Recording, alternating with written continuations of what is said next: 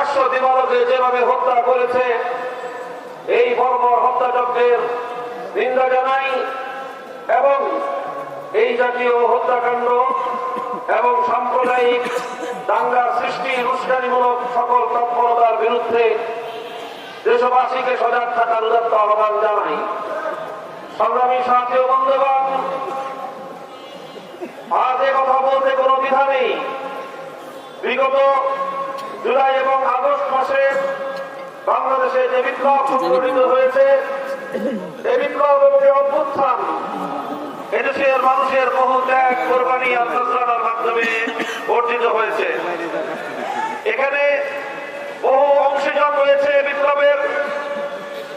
জালিম স্বৈরাচারী শেখ হাসিনার 15 বছরের জুলুম এবং অত্যাচারের স্টিম রোলারে নিষ্পেষিত হয়েছে বাংলাদেশের মানুষ, অত্যাচারে নিষ্পৃষ্ট হয়েছে বাংলাদেশ এবং বাংলাদেশের রাষ্ট্রীয় সকল স্থাপনা, সকল প্রতিষ্ঠান, এমনকি গোটা বাংলাদেশের সকল অস্তিত্ব, বাংলাদেশের বিশ্ব দরবারে সমুজ্জ্বল যে ভাবমূর্তি, সব কিছুকে ম্লান করে দিয়ে বাংলাদেশকে ধ্বংসের দ্বার প্রান্তে দাঁড় করিয়ে দিয়েছিল।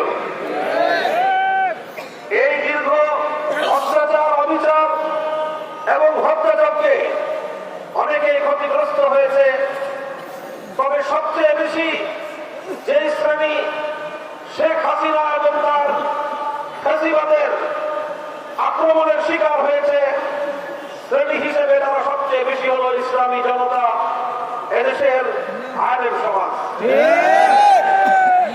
আমি সেই সকল বীর শহীদদের সকলকে আমি শ্রদ্ধা করে স্মরণ করি, যারা বিগত স্বৈরাচারী শেখ হাসিনার 15 বছরে নানাভাবে রাষ্ট্রযন্ত্র কর্তৃক নিপীড়িত হয়েছে, নির্যাতিত হয়েছে, গুম খুনের শিকার হয়েছে, হত্যাকাণ্ডের শিকার হয়ে এক সাগর রক্ত বাড়ি দিয়ে যাদের রক্তের উপর দাঁড়িয়ে বাংলাদেশ আজ নতুন ভাবে মাথা উঁচু করে দাঁড়াবার সাহস দেখাচ্ছে।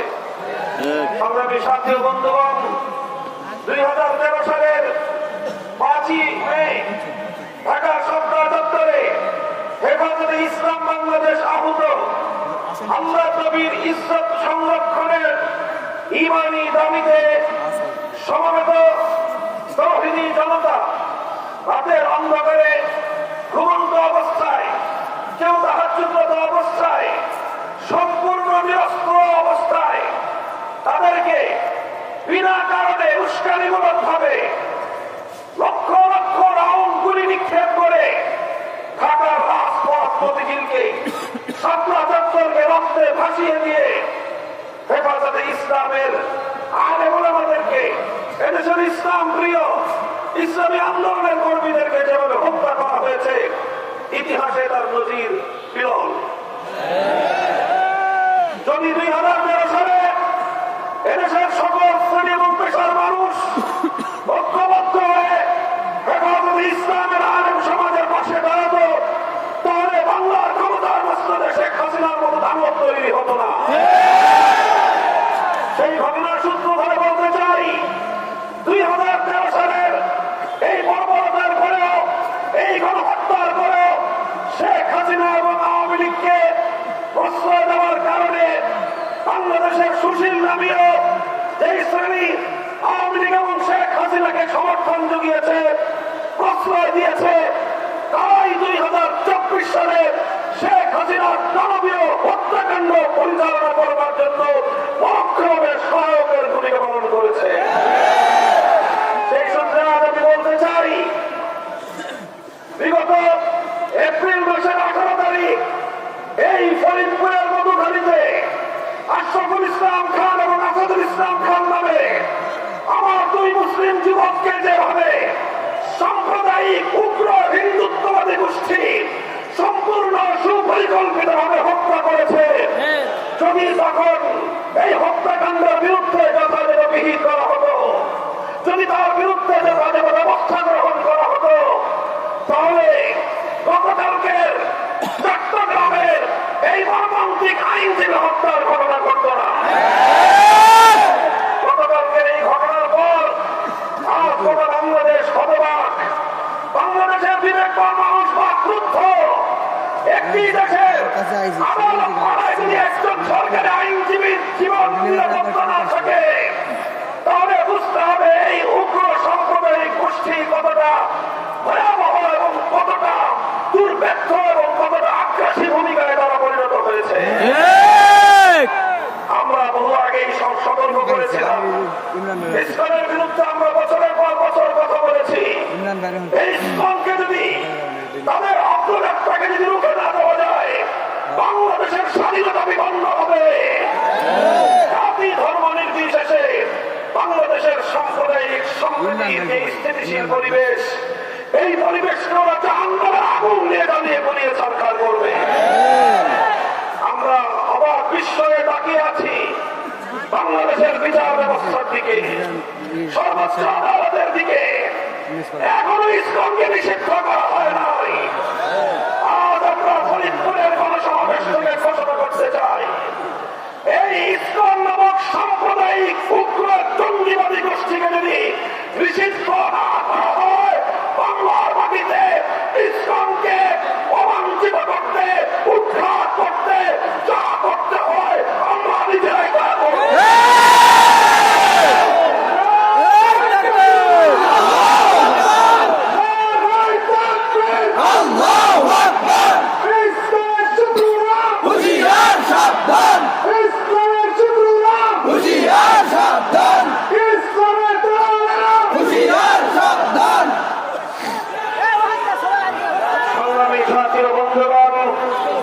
আমরা আপনাদেরকে ধৈর্যশীলতার, সহনশীলতার আহ্বান জানাই। আমরা দেশবাসীকে সে আহ্বান জানাতেই থাকবো। আমরা স্পষ্টভাবে লক্ষ্য করছি বিগত 15 বছর যাবৎ সকল ধরনের কূটনৈতিক শিষ্টাচারকে উপেক্ষা করে, এমনকি ন্যূনতম প্রতিবেশী সুলভ যে সাধারণ সভ্যতা, সাধারণ যে স্বাধীনতা, সেই সভ্যতাকে লঙ্ঘন করে পার্শ্ববর্তী দেশ হিসেবে বাংলাদেশের ভারত রাষ্ট্র বাংলাদেশের আভ্যন্তরীণ বিষয়ে নগ্নভাবে হস্তক্ষেপ করে চলেছে। 15 বছর পর্যন্ত বাংলাদেশের প্রতিটি জাতীয় নির্বাচনকে ভারতের প্রচ্ছন্ন মদদে শেখ হাসিনা জনগণের ভোটাধিকারকে খরচ করে দিয়েছে, ভোট ব্যবস্থাকে বাতিল করে দিয়েছে। সর্বোচ্চ আদালত বিচার ব্যবস্থায় তার নিজের দলীয় লোকদেরকে নিয়োগ করে সর্বোচ্চ বিচারকের আসনকে পর্যন্ত কলঙ্কিত করেছে। প্রধান বিচারপতির চেয়ারে বসে শেখ হাসিনার ব্যাটসম্যানরা তারা দলীয় নেতা কর্মীর মতো বক্তব্য দিত। শেখ হাসিনার ইশারা ছাড়া বাংলাদেশের প্রধান বিচারপতি পর্যন্ত কোন রায় দিত না, বিচার ব্যবস্থাকে ধ্বংস করে ছেড়েছিল। প্রশাসনকে দলীয়করণ করেছিল। প্রশাসনের সর্বোচ্চ জায়গা থেকে সর্বনিম্ন স্তর পর্যন্ত দলীয় ক্যাডারদেরকে নিয়োগ করে বাংলাদেশটাকে ফ্যাসিবাদী রাষ্ট্রে পরিণত করেছিল। আইন শৃঙ্খলা রক্ষাকারী বাহিনীর কথা কি বলবো? এই আমাদের প্রিয় পুলিশ বাহিনী, তাদের দীর্ঘ ঐতিহ্য ছিল। ৭১-এর মুক্তিযুদ্ধ রণাঙ্গন থেকে যারা যাত্রা শুরু করেছিল, সেই পুলিশ বাহিনীকে দলীয় পেটোয়া বাহিনীতে পরিণত করে বাংলাদেশের সকল পুলিশদেরকে সে তার নিজস্ব দলীয় গুন্ডায় পরিণত করেছিল। এভাবে আইন শৃঙ্খলা রক্ষাকারী বাহিনীকে জনগণের মুখোমুখি দাঁড় করিয়ে জনগণ এবং রাষ্ট্রের বিরুদ্ধে একটি যুদ্ধাঙ্গী পরিবেশ তৈরি করেছিল শেখ হাসিনা। আমি অবাক বিস্ময়ে চিন্তা করি যে একটি দেশের আভ্যন্তরীণ বিষয়ে একটি দেশের প্রধানমন্ত্রী হয়ে দেশকে এভাবে আত্মঘাতী ভাবে দেশকে ধ্বংসের দ্বার প্রান্তে কিভাবে একজন মানুষ পরিণত করতে পারে। তারপরে চিন্তা করে দেখলাম, শেখ হাসিনার রাজনীতি নিয়ে স্টাডি করলাম, আমার কাছে দিবালোকের ন্যায় পরিষ্কার হয়ে গেল শেখ হাসিনার রাজনীতি শুরু করেছিল বাংলাদেশকে ধ্বংস করার জন্য। 1975 সালে তার বাবা শেখ মুজিবুর রহমান সাহেব জাতির সঙ্গে 1970-এর জাতীয় নির্বাচনে যে ওয়াদা করেছিলেন সেই ওয়াদা ভঙ্গ করে জনগণের গণতান্ত্রিক অধিকার হরণ করেছিলেন। কোরআন সুন্নাহ বিরোধী আইন তৈরি না করবার অঙ্গীকার করে তিনি ধর্মনিরপেক্ষতাবাদ নামক কুফরি সংবিধান চাপিয়ে দিয়ে ওয়াদা খেলাপি করেছিলেন, জাতির সঙ্গে গাদ্দারি করেছিলেন। ৭২ থেকে ৭৫ সাল পর্যন্ত ৩০,০০০ মায়ের গোরখানি করেছেন। বাংলার ৩০,০০০ কামাল সন্তানকে হত্যা করেছিলেন। ১৯৭১ স্বাধীনতার পর সর্বপ্রথম ক্রস ফায়ারের নামে সিরাজ শিকদারকে হত্যা করে শেখ মুজিবুর রহমান সাহেব বাংলাদেশে খুন এবং ঘুমের রাজনীতির সূচনা করেছিলেন। আর এই সব কিছুর প্রায়শ্চিত্ত করতে হয়েছিল তাকে ৭৫ সালের 15ই আগস্ট। কিন্তু আমরা দেখলাম ১৯৭৫-এর 15ই আগস্টের এই হত্যাকাণ্ডের পর শেখ হাসিনা ঘোষণা করেছিলেন আন্তর্জাতিক গণমাধ্যমে, যেই জাতি যেই দেশ তার বাবা তার পরিবারকে হত্যা করেছে তিনি সেই দেশের কাছ থেকে সেই জাতির কাছ থেকে প্রতিশোধ গ্রহণ করবেন। সেই শুরু হলো শেখ হাসিনার প্রতিশোধের রাজনীতি। ১৯৭৫ সালের 15ই আগস্ট থেকে ২০২৪ সালের ৫ই আগস্ট শেখ হাসিনার ৫০ বছরের রাজনীতি ছিল প্রতিশোধ গ্রহণের রাজনীতি। সে প্রতিশোধ দিয়েছে বাংলাদেশের কাছ থেকে, সে প্রতিশোধ দিয়েছে বাংলার জনগণের কাছ থেকে, সে প্রতিশোধ গ্রহণ করেছে বাংলাদেশের মানচিত্রের কাছ থেকে। সে এমন ভাবে প্রতিশোধ দিয়েছে, এমনকি বলতে বলতে কথা পর্যন্ত আমি বলতে বাধ্য, শেখ হাসিনা প্রতিশোধ দিয়েছে তার নিজের দল আওয়ামী লীগের কাছ থেকে। কিভাবে জনগণের কাছ থেকে প্রতিশোধ দিল দেখেন। ছোট্ট একটা তথ্য, আজকে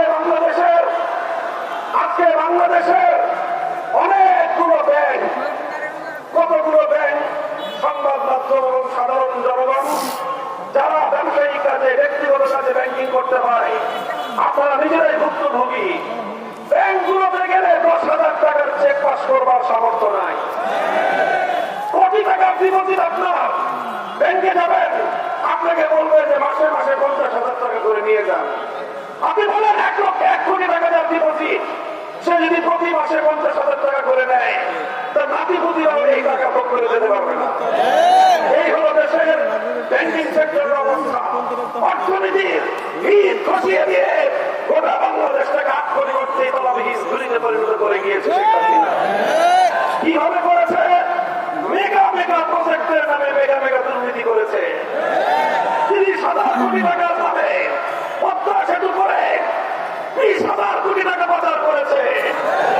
এভাবে প্রতিটি মেগা প্রজেক্ট থেকে ২ গুণ ৩ গুণ বেশি খরচ দেখিয়ে শেখ হাসিনা এবং তার ঘনিষ্ঠ লোকজন গোটা বাংলাদেশের এখানে লক্ষ কোটি বাঙালিদের, প্রবাসী বাঙালিদের, ব্যবসায়ী বাংলাদেশের মানুষদের কষ্টার্জিত খাওয়ান সরানো অর্থ যেটা দিয়ে ধীরে ধীরে দেশ এগিয়ে যাচ্ছিল, সেই সব অর্থ পাচার করে বাংলাদেশকে ধ্বংস করে দিয়েছে।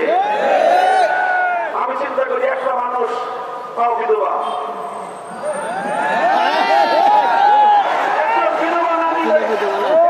একটা ছেলে আর একটা মেয়ে আছে, এই ছেলে মেয়েকে আগে থেকে দেশের বাইরে সেটেল করেছে।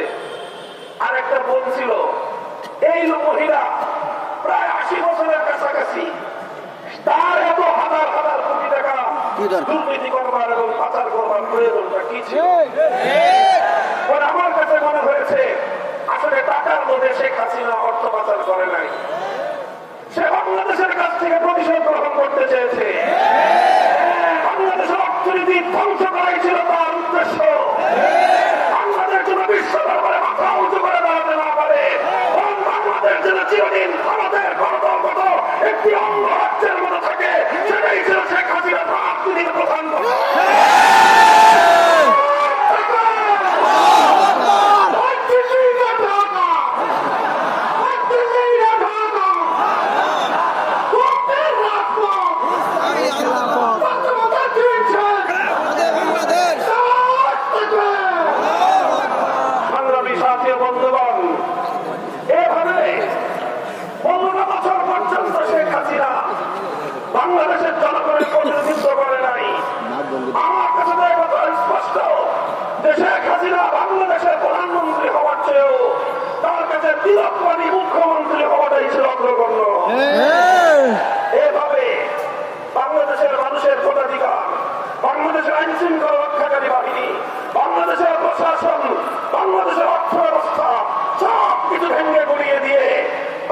বাংলাদেশের চির উন্নত শিরকে ধুলোয় মিশিয়ে দেওয়াই ছিল তার এবং তার প্রভুদের রাজনীতির মূল কথা।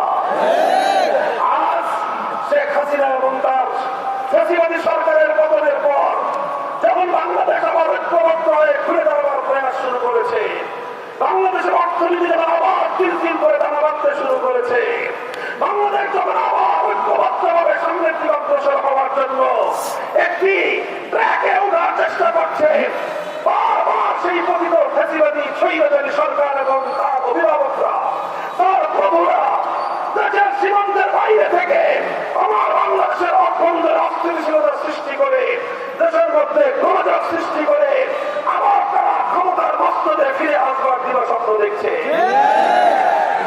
আমরা বলতে চাই পরিষ্কার, আজকে ভারতকে লক্ষ্য করে নাম নিয়েই আমাদেরকে কথা বলতে হয়। বিগত 6 মাসে অনেক চেষ্টা করেছো, পানের পানি ছেড়ে দিয়ে বাংলার মানুষকে তুমি পানিতে ডুবিয়ে মারার চেষ্টা করেছো। বাংলাদেশের মানুষ বন্যার পানিতে দাঁড়িয়ে তারা হাতে হাত রেখে ঐক্যবদ্ধ হয়েছে। এবার তুমি ইসকন কেড়ে দিয়ে বাংলাদেশের অভ্যন্তরে হিন্দু মুসলিম বাংলা বানাতে চাও। আমরা পরিষ্কার ভাষায় বলি, সংখ্যালঘু হিন্দু ধর্মাবলম্বী যারা সম্প্রীতিতে বিশ্বাসী, আপনারা প্লিজ জায়গায় শান্তিপ্রিয় ভাবে থাকুন। আপনারা যে কোনো নিরাপত্তাহীনতা বোধ করবেন, বাংলাদেশের রাষ্ট্র আইন শৃঙ্খলা রক্ষাকারী বাহিনী প্রশাসন আপনাদেরকে নিরাপত্তা দিবে। যদি সেক্ষেত্রে নিরাপত্তার অবস্থা কোন অপ্রতুলতা আপনারা যদি অনুভব করেন, পার্শ্ববর্তী ওলামায়ে কেরাম, মসজিদে ইমাম সাহেবান, মাদ্রাসার হুজুররা, হেফাজতে ইসলাম বাংলাদেশ খেলাফত মজলিস সহ ইসলামী জনতার কাছে আপনারা শুধুমাত্র একটু সংবাদ দিবেন, দেখবেন এদেশের সম্প্রীতি রক্ষা করবার জন্য, জনগণের জান মাল ইজ্জত আবরু নিরাপত্তা নিশ্চিত করার জন্য যে কোনো ত্যাগ স্বীকার করতে আমরা প্রস্তুত থাকবো।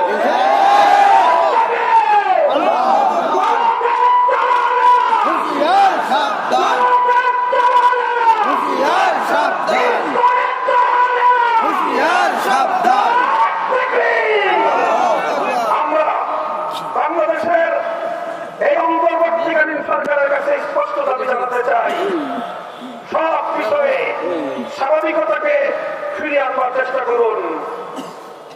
ভারতে সংখ্যালঘু হিসেবে মুসলমানরা যেই অধিকার থেকে বঞ্চিত হচ্ছে, ভারতে হিন্দুদের বিপরীতে মুসলমানদের তাদের জনসংখ্যার যে অনুপাত, সেই অনুপাতে ভারতের রাষ্ট্র কর্তৃক প্রদত্ত সরকারি সুযোগ সুবিধা এবং চাকরি বাকরিতে কত % মুসলমান সেখানে নিয়োজিত, আর পক্ষান্তরে বাংলাদেশে সংখ্যালঘু হিন্দু ধর্মাবলম্বীদের সংখ্যানুপাতিক অনুপাত হিসেবে তারা কত % বাংলাদেশের সরকারি সুযোগ সুবিধা চাকরি বাকরির সুবিধা ভোগ করছে, বিষয়গুলো জাতির সামনে স্পষ্ট করুন।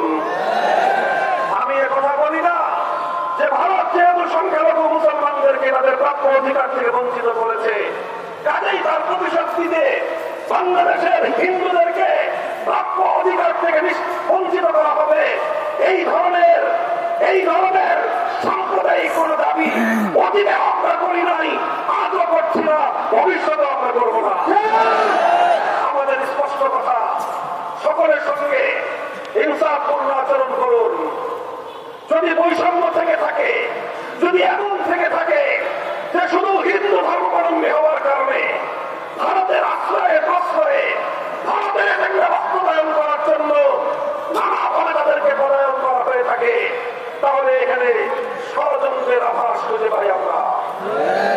অবশ্যই হিন্দু ধর্মাবলম্বী হিসেবে সংখ্যালঘুদের, বৌদ্ধ ধর্মাবলম্বী হিসেবে সংখ্যালঘুদের, খ্রিস্ট ধর্মাবলম্বী হিসেবে খ্রিস্টানদের প্রত্যেকের যার অধিকার নিশ্চিত করা হবে।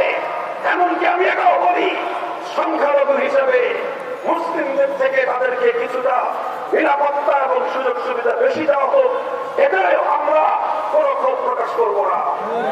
কিন্তু যদি আরেকটি দেশের এজেন্ডা বাস্তবায়ন করার জন্য যারা বাংলাদেশকে নয় ভারতকে নিজেদের প্রধান আশ্রয় হিসেবে মনে করে, তাদেরকে মাধ্যমে যদি আমার বাংলা অভ্যন্তরে বিশৃঙ্খলা সৃষ্টির পায়তারা করা হয়, আর সেই বিশৃঙ্খলাকারীদেরকে যদি আপনারা প্রতিরোধ করতে না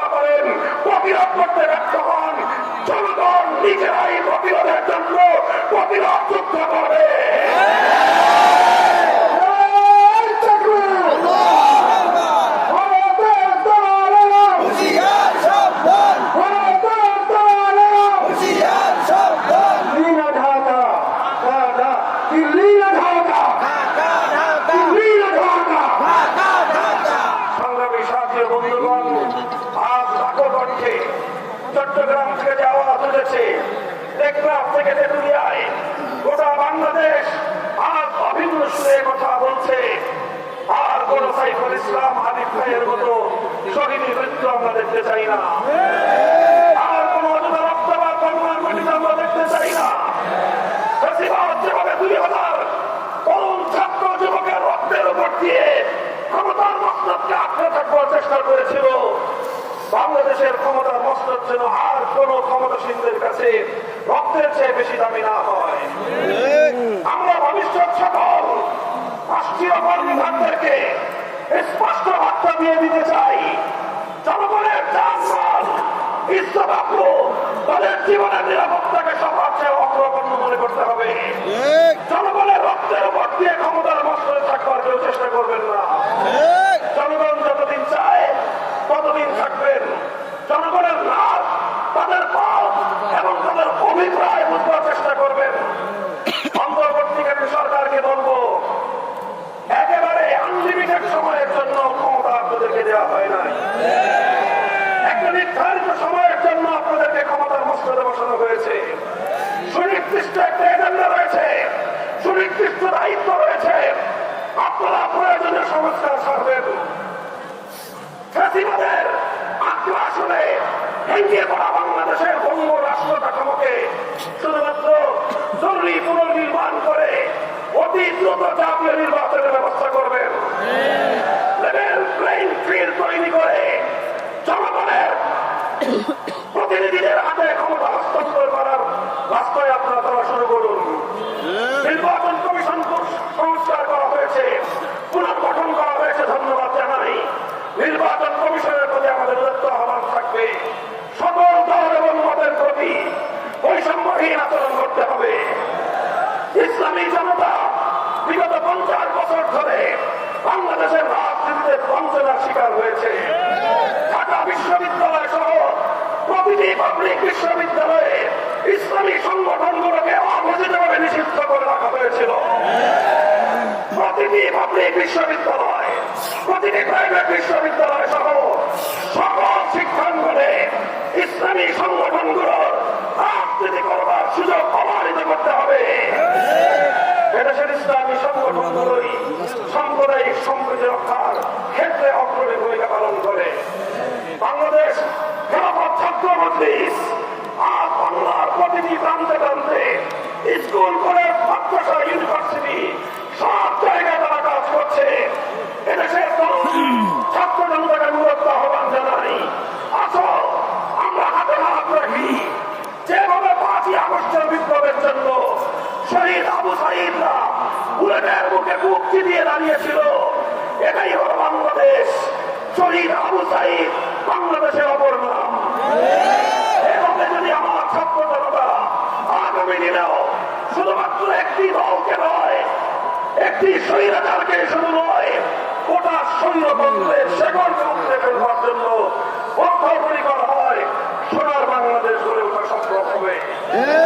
আমরা স্পষ্ট ভাষায় বলতে চাই, বৈষম্যহীন এই সমাজ ব্যবস্থা, সম্পূর্ণ ইনসাফ ভিত্তিক সমাজ ব্যবস্থা যদি আসলে আমরা করতে চাই, আমাদের এই চাওয়ার ক্ষেত্রে যদি আমরা শতভাগ আন্তরিক এবং সত্যবাদী হয়ে থাকি, তাহলে আমি যে কথা বলবো সেটা হলো এই, মানব রচিত গণতন্ত্র মঞ্চের মাধ্যমে পূর্ণাঙ্গ বৈষম্যহীন ইনসাফপূর্ণ সমাজ গড়া সম্ভব নয়। এজন্য একমাত্র নিশ্চয়তা প্রদানকারী ব্যবস্থার নাম হলো আল্লাহ প্রদত্ত, আল্লাহর প্রতিনিধিত্বের রাজনীতি, খেলাফতের রাজনীতি। তাই আজ বাংলাদেশ খেলাফত মজলিসে দেশের শীর্ষ ওলামায়ে বুদ্ধিজীবী, সুশীল সমাজ, শিক্ষিত সমাজ, সরকারি অবসরপ্রাপ্ত কর্মকর্তারা তারা দলে দলে যোগদান করছেন।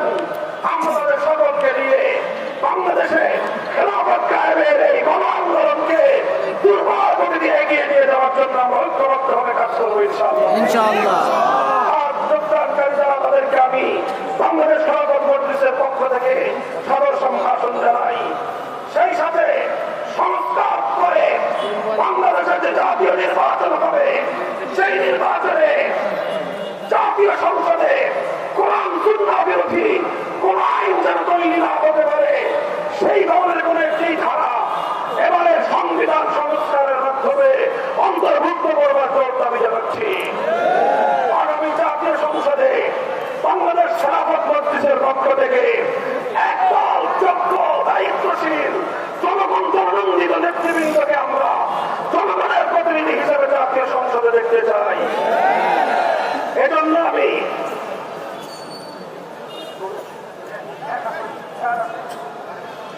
ফরিদপুরের এক আসন থেকে গোয়ালবাড়ি, মধুখালী, আলফাডাঙ্গার আসন থেকে মুফতি শরাফত হোসেনকে আমাদের দলীয় প্রতীক রিকশা তুলে দিয়ে আপনাদের সকলকে তার সহযোগিতায়